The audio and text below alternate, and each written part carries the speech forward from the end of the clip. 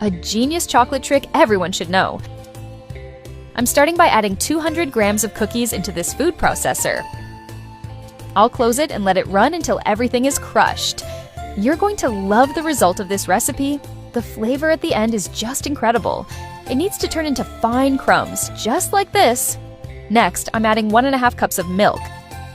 I'll mix everything well until it all comes together. No rush. I'm also adding 1 tablespoon of baking powder. I'll mix it again.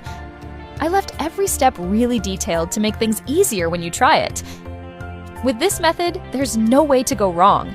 Now you can pour everything into a greased baking pan, and before I forget, tell me which city you're watching from so I can send you a special shout out. Today's shout out goes to Kevin Brooks from Austin, Texas. I'm really happy that you're enjoying our recipes. I'll bake it at 350 degrees Fahrenheit for 20 minutes. Alright, now in another bowl, I'm adding 200 grams of chocolate. I'll melt it in the microwave.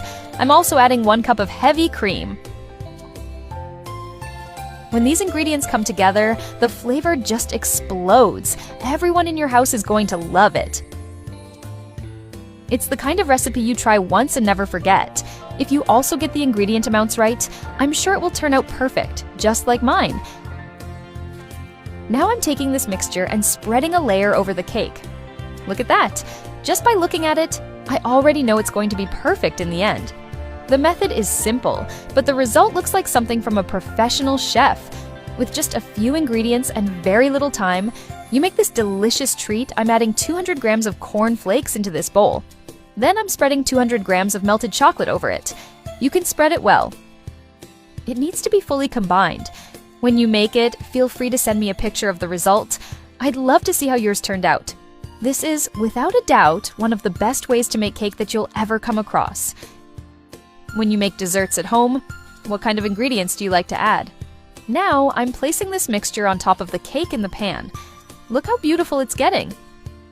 Just looking at it already makes me want to bite. I love making chocolate recipes. I'll put it in the fridge for 20 minutes. Once it reaches this slightly firmer texture, it's perfect. Look how beautiful it is. Now you just cut it and place it on a plate. Besides the amazing flavor, the look of it is impressive too.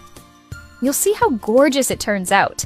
If you want flavor, practicality, and speed, you've just found the best chocolate cake recipe on the internet.